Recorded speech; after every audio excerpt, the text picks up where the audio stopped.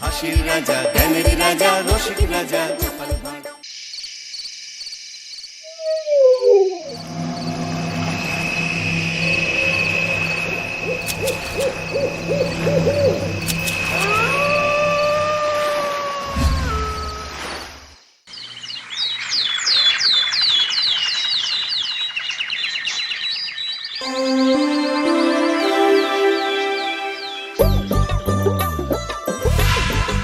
দূর দূর, হঠাৎ করে কেন যে এত চুল ঝরছে বুঝতেই পারছি না।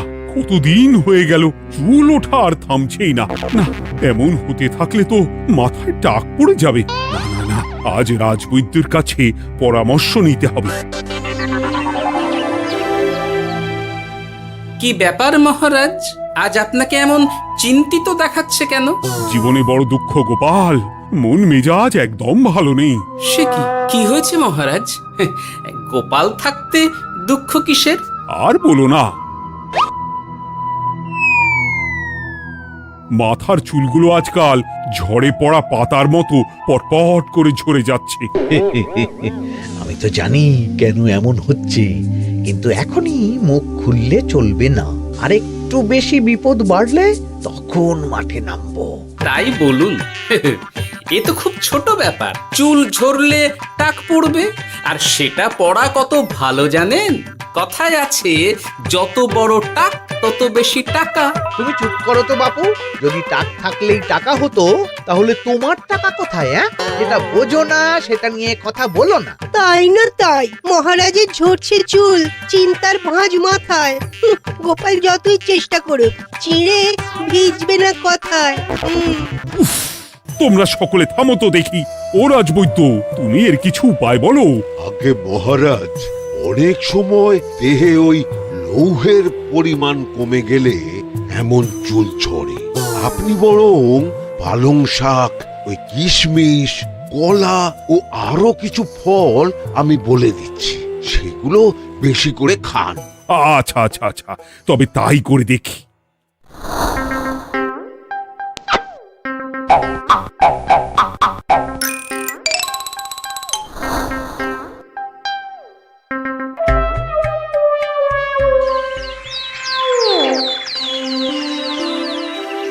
ও রাজবৈদ্য, তোমার কথা মতো শাক পাতা ফলমূল সবই তো খেলাম, চুল ঝরা বন্ধ তো হলোই না।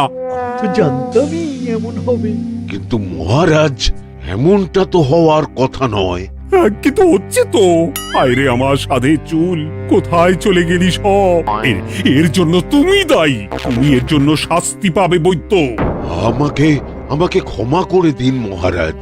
এমনটা হবে এ তো আমি ভাবতেই পারিনি। কিছু মনে করবেন না মহারাজ, ছোট মুখে বড় কথা বলছি, কিন্তু সত্যি এখানে রাজবৈদ্যর কোনো দোষ নেই। ওকে শাস্তি দেওয়াটা ঠিক হবে না মহারাজ। দেখেছেন মহারাজ, গোপালের সাহসটা দেখেছেন? আপনার মুখের উপর কথা বলছে। তা বলি, তুমি যখন এতই বোঝো, তাহলে নিজেই একটা আস্ত লোহা খেয়ে দেখো না, তোমার মাথায় চুল গজাচ্ছে কিনা। ঠিকই আছে, এসব মূর্খের মতো কথা কেবল আপনার থেকেই আশা করা যায় মন্ত্রী মশাই। মহারাজ, আপনি বিচক্ষণ মানুষ, আমার শুধু অনুরোধ, আরেকবার ভেবে দেখবেন। ঠিক আছে, রাজবৈদ্যকে আমি শাস্তি দেব না, কিন্তু সকলের জন্য আমার একটা ঘোষণা আছে। কি ঘোষণা? আমার এই কঠিন সমস্যা যে দূর করে দিতে পারবে, তাকে আমি বিশেষ পুরস্কারে ভূষিত করব। এই তো পেয়েছি, এই সুযোগ কোনোভাবেই হাতছাড়া করা চলবে না। এবারের সমস্যাটা সত্যি বেশ কঠিন। কি করলে যে মহারাজের চুল পড়া বন্ধ হবে সেই উপায় মাথাতেই আসছে না। হঠাৎ করে কেন যে এমন হলো কে জানে।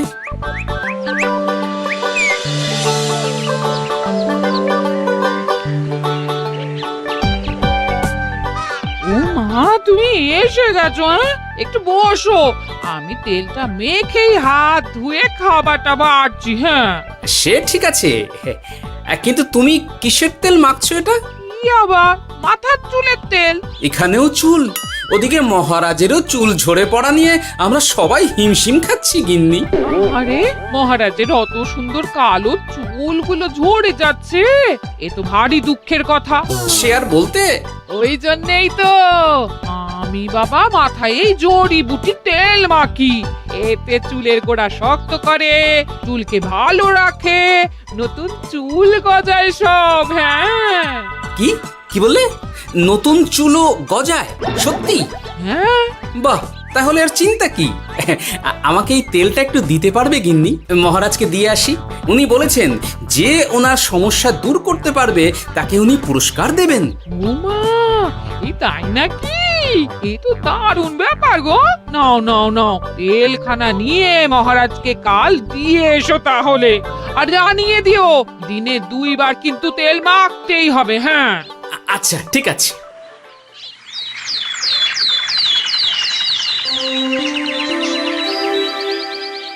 কোনো উপায় খুঁজে পেলে তোমরা? আগে মহারাজ, আমি আপনার জন্য নকল চুল বানিয়ে এনেছি। যতদিন আপনার চুল পড়া বন্ধ না হচ্ছে ততদিন আপনি এটা পরে ব্যবহার করতে পারেন।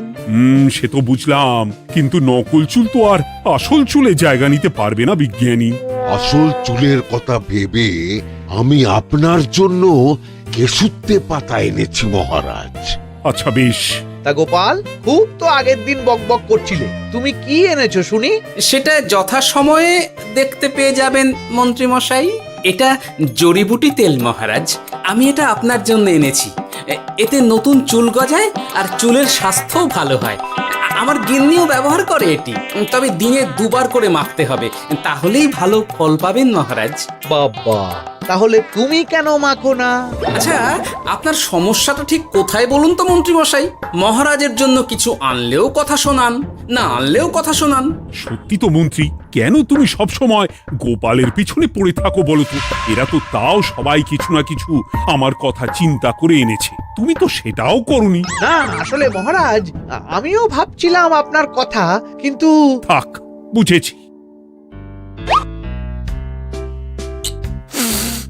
আহ, দারুণ। তেলের গন্ধটাও খুব সুন্দর। গোপাল, তোমায় অনেক ধন্যবাদ। আশা করছি ব্যবহার করলে খুব ভালো ফল দেবে। একদম দেবেই মহারাজ। দূর বাবা, ভেবেছিলাম এক হলো আর এক। কোথা দিয়ে যে গোপালটা মাঝখান দিয়ে এসে নাক গলিয়ে ঢুকে পড়ে, খুব শক্ত পুরস্কার নেওয়ার। দেখাচ্ছি মজা।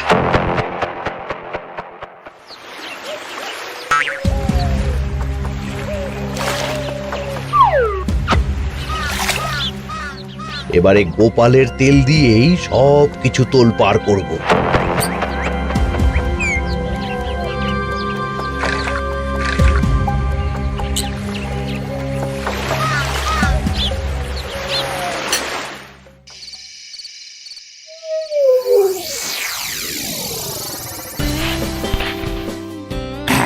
ব্যাস, হয়ে গেল 2 বার মাখা। গোপাল বলেছিল এতেই ভালো ফল পাব, কিন্তু এখন মাখার পর মাথাটা কেমন জ্বালা জ্বালা করছে মনে হচ্ছে। হয়তো নতুন চুল গজাবে বলে এমন হচ্ছে। কাল সকালে বোঝা যাবে। এতক্ষণে বোধহয় ছোট ছোট চুল গজিয়েই গেছে। কি এটা চুল গজানোর তেল ছিল নাকি পড়ে যাওয়ার? হে ভগবান, যেটুকু বাকি ছিল সেটাও ঝরে পড়ে টাক পড়েই গেল। হ্যাঁ, গোপালই হলো যত নষ্টের গোড়া। আজ আসুক সভায়।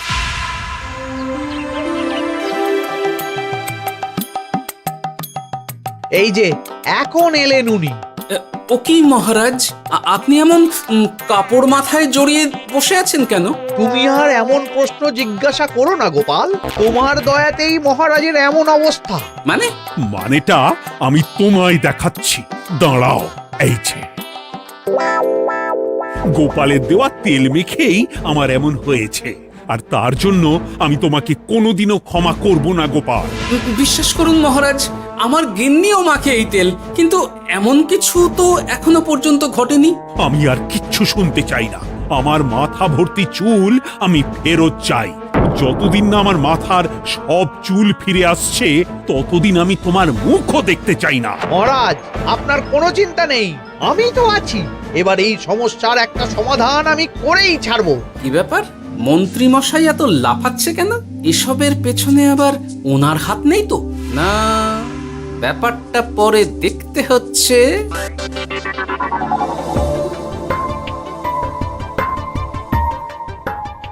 আমি বলি কি মহারাজ, এই সময়টা বরং আপনি নকল চুলটা মানে মানে পরচুলা ব্যবহার করুন। হ্যাঁ, অগত্যা, কিছু তো একটা গন্ডগোল আছেই। গিন্নিও তো রোজ মাথায় তেল মাখে, কই এমন তো হয় না। মন্ত্রী যদি কিছু করেও থাকে তাহলেও হাতে নাতে ধরবো কিভাবে? ও কি গো গোপাল দাদু, এখন এই সময় তুমি রাজসভা ছেড়ে এখানে? তোদের দাদু আর রাজসভায় যাবে না রে? কি বলছো গো? কেন? আর কেন, বিনা দোষে এমন শাস্তি। তোমায় শাস্তি দিয়েছে, তুমি শুধু বলো কে তোমার সাথে কি করেছে, বাকিটা আমরা বুঝে নিচ্ছি। আচ্ছা, আর বলছি কৃষ্ণনগরের মন্ত্রী মশাইয়ের বাড়িটা কোন দিকে একটু বলতে পারবেন? কৃষ্ণনগরে নতুন নাকি? আগে তো আপনাকে কখনো দেখেছি বলে মনে পড়ছে না। হ্যাঁ, আমি এখানে থাকি না, আমি এখানে আমার কাজে এসেছি, তাই মন্ত্রী মশাইয়ের বাড়ির ঠিকানাটা যদি একটু বলে দেন। নিশ্চয়ই, এ পথ দিয়ে সোজা চলে যান, তারপর কিছুটা ডান দিকে গেলেই পেয়ে যাবেন। আচ্ছা, অনেক ধন্যবাদ। ভিন গাঁয়ের লোক মন্ত্রী মশাইয়ের বাড়িতে, ব্যাপারটা বেশ সন্দেহজনক লাগছে। এই এই গুলটে ন্যাপলা, তোরা তোরা দুজন একটু আড়াল থেকে দেখতো লোকটা মন্ত্রী মশাইয়ের বাড়িতে ঠিক কি জন্য এসেছে, তারপর আমায় খবর দিস। ঠিক আছে গোপাল দাদু। তোমার আবার এখানে আসার কি দরকার ছিল? আমি তো বলেছি যে আমি ঠিক গিয়ে তোমার পাওনা গন্ডা মিটিয়ে দেবো। মিটিয়ে দেবে?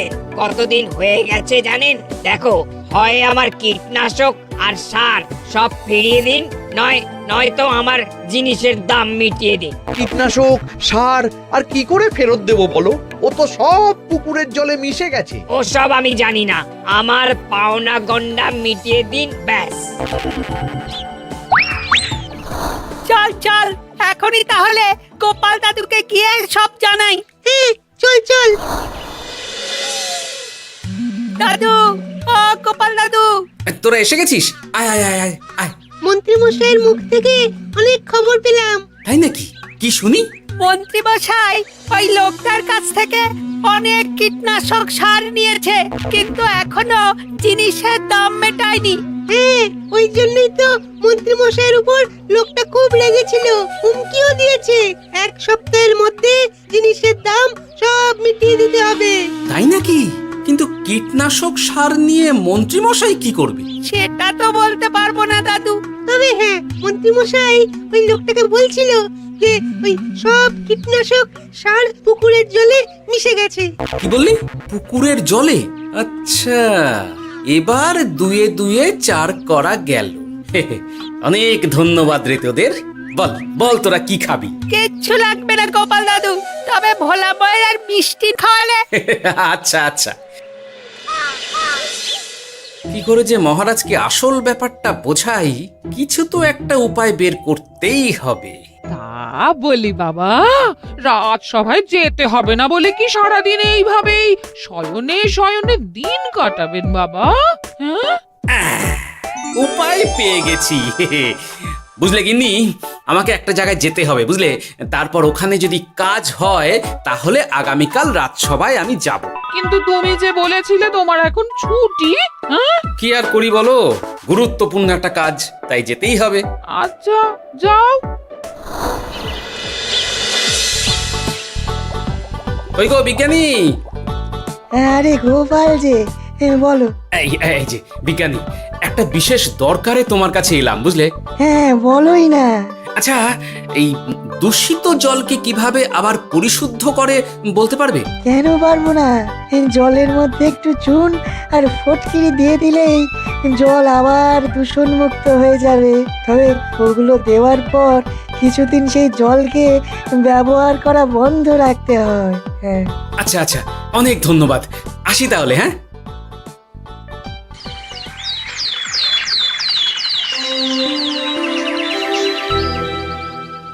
ছায়া পড়েছে, ছায়া পড়েছে।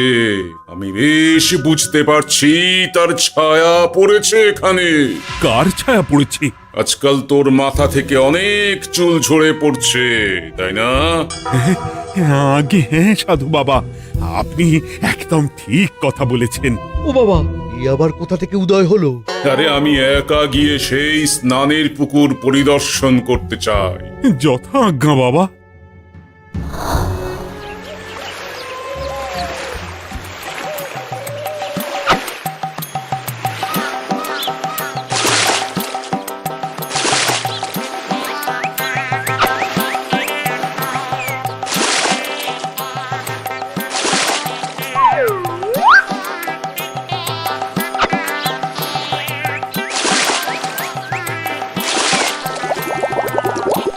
যাক বাবা, মোটামুটি সপ্তাহখানেক এভাবে থাকলেই পুকুরের জল আবার আগের মতো পরিষ্কার হয়ে যাবে। এবার শুধু মহারাজকে একটু বুঝিয়ে বললেই হয়ে যাবে।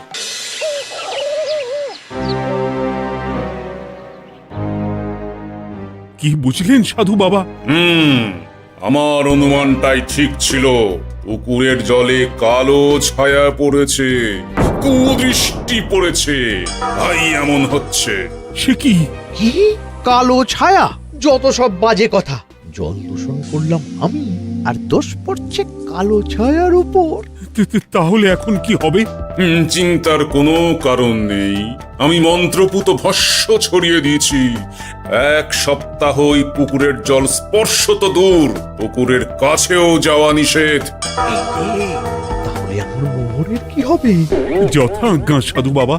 ও কি, তাহলে মহারাজ এতদিন স্নান করবেন কোথায়? সে কথা কাউকে চিন্তা করতে হবে না। মহারাজের ওপরে কালো ছায়া পড়া জল পড়েছে, তাই আগে সেটা শোধন করতে হবে। আমাকে তাহলে কি করতে হবে সাধু বাবা? আমার শিষ্য গোপাল আমাকে আগেই এই বিষয় জানিয়েছিল। আমি তার হাত দিয়েই তোর স্নানের জল পাঠিয়ে দেব। তাই আগামী 1 সপ্তাহ সেই জল দিয়েই তোকে স্নান করতে হবে। কি গোপাল? দেখছো তো মন্ত্রী, গোপাল আমাকে কত ভালোবাসে। আমি ওকে কত কথা শোনালাম, কিন্তু না না না না, কাল থেকেই আমি আবার গোপালকে রাজসভায় ডেকে আনবো। আমি আসছি, আমার কাজ হয়ে গেছে। আর হ্যাঁ, তোর স্নানের পুকুরের চারিদিকে প্রহরীর বন্দোবস্ত কর। কাক পক্ষীও যেন ওখানে প্রবেশ করতে না পারে। আচ্ছা বাবা, আচ্ছা।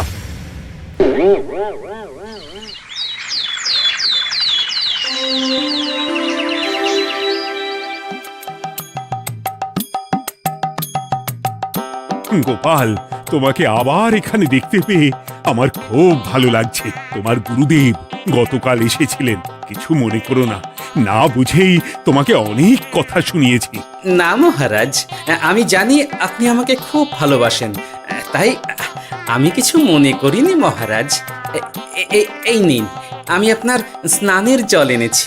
হ্যাঁ হ্যাঁ হ্যাঁ, দাও দাও দাও।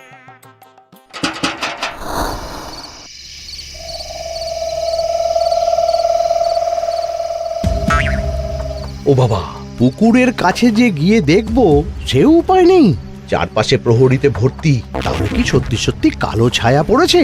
ভালোই হলো, পাওনাদারকে বলে দেবো কীটনাশকটা জালি ছিল। হি হি।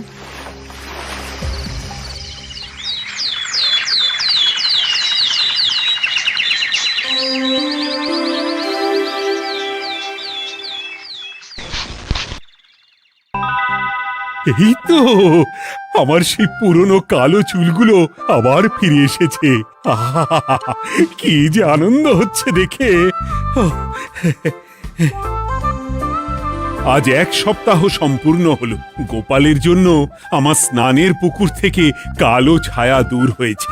আমাকে এই সমস্যা থেকে দূর করার জন্য আমি গোপালকে 100টি মোহর উপহার দিতে চাই। ধন্যবাদ মহারাজ। দূর, আমার আর ভালো লাগে না। সব সময় গোপালই মোহর পায়, এটা তো আমার পাওয়ার কথা ছিল। এদিকে আজকে পাওনাদারও আসবে।